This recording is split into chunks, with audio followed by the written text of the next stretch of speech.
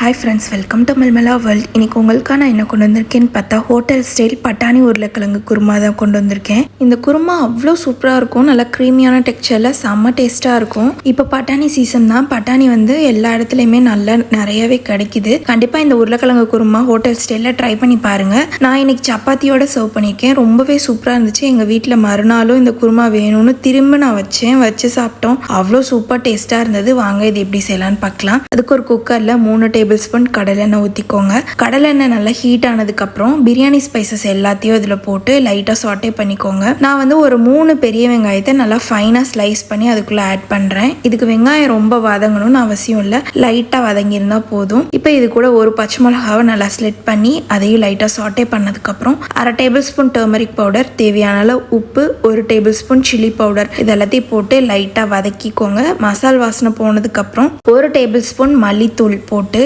அதையும் நல்லா பரட்டி விட்டுக்கோங்க. மல்லித்தூள் உங்ககிட்ட இல்லை அப்படின்னா ஒரு 1/2 டேபிள் ஸ்பூன் குழம்பு மிளகாய் தூள் போட்டுக்கோங்க, சூப்பராக இருக்கும். இப்போ மசாலோட பச்சை வாசனை எல்லாம் போனதுக்கு அப்புறம் 1 கப் ஃபுல்லா பச்சை பட்டாணி போட்டிருக்கேன். அப்புறம் 1 கப் ஃபுல்லா உருளைக்கிழங்கு நல்லா தோல் சீவிட்டு ஃபைனாக கட் பண்ணி போட்டிருக்கேன். போட்டு லைட்டாக சாட்டே பண்ணதுக்கு அப்புறம் ஒரு கை ஃபுல்லா புதினா இலை இருக்கும்ல, அதை வந்து குட்டி குட்டியாக கட் பண்ணி போட்டுக்கோங்க. நான் ஏலக்காய் வந்து ஃபர்ஸ்டே போட மறந்துட்டேன், அதனால இப்போ 2 ஏலக்காய் சேர்த்துருக்கேன். நீங்கள் முன்னாடியே போட்டு லைட்டாக எண்ணெயில் வறுத்துக்கோங்க.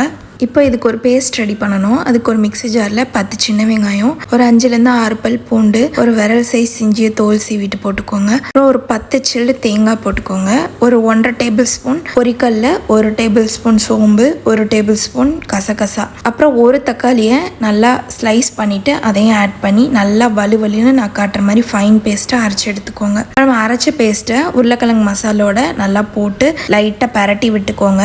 நல்லா எண்ணெய் பிரிஞ்சிருக்கும் மசால். அந்த டைமில் தான் இந்த நம்ம அரைச்சி வச்சுருந்த மசாலா போடணும். போட்டு இப்போ மிக்ஸி ஜார் கழுவி வச்சு ஒரு 1/2 டம்ளர் தண்ணி அளந்து ஊற்றிக்கோங்க. நம்ம பொரிகளில் போட்டிருக்கறனால ரொம்ப கெட்டியாக இருக்கும், அதனால் தண்ணி கொஞ்சம் எக்ஸ்ட்ரா ஊற்றிக்கோங்க. இப்போ தான் நம்ம மெயினானதே ஆட் பண்ண போகிறோம். காய்ச்சி ஆற வச்ச பால் ஒரு 1 டம்ளர் ஆட் பண்ணிக்கோங்க. அதுதான் நல்லா க்ரீமியான டெக்ஸ்சர் கொடுக்கும். அது கூட ஒரு தக்காளி நல்லா கட் பண்ணி மேலாப்பில் போட்டு லைட்டாக பரட்டி விட்டு குக்கரை மூடி வச்சு ஒரு 4லேருந்து 5 விசில் விட்டு எடுத்தீங்கன்னா சூப்பர் டேஸ்ட்டாக கமன்னு நல்லா உருளைக்கிழங்கு குருமா ரெடி ஆயிருக்கும். நல்லா பாருங்க, எண்ணெய் பிரிஞ்சு எவ்வளோ குருமா சூப்பராக இருக்குன்னு. இது மேலே நல்லா கை நிறைய மல்லி இலையை குட்டி குட்டியாக சாப் பண்ணி போட்டு நல்லா பரட்டி விட்டு 2 சப்பாத்தி இல்லை தோசை இல்லை பூரி எதுக்காவது வச்சு சாப்பிட்டு மட்டும் பாருங்க, சூப்பர் டேஸ்ட்டாக இருக்கும். கண்டிப்பாக ட்ரை பண்ணி பார்த்துட்டு எனக்கு எப்படி இருக்குன்னு கமெண்ட் பண்ணுங்க. அப்புறம் நிறைய பேர் கேட்டிருந்தீங்க கறி லீஃப் மோர் எப்படி பண்ணுறதுன்னு கேட்டிருந்தீங்க. நேற்று வந்து வீடியோ ஷார்ட்ஸ் போட்டிருக்கேன், வேணா போய் செக் பண்ணி பாருங்க, சூப்பர் டேஸ்ட்டாக இருக்கும். நம்ம சேனல் பிடிச்சிருந்தா லைக் பண்ணி சப்ஸ்கிரைப் பண்ணிக்கோங்க. உங்களை தேடி வீடியோஸ் வந்துட்டே இருக்கும். ஓகே, தேங்க்யூ, பாய்.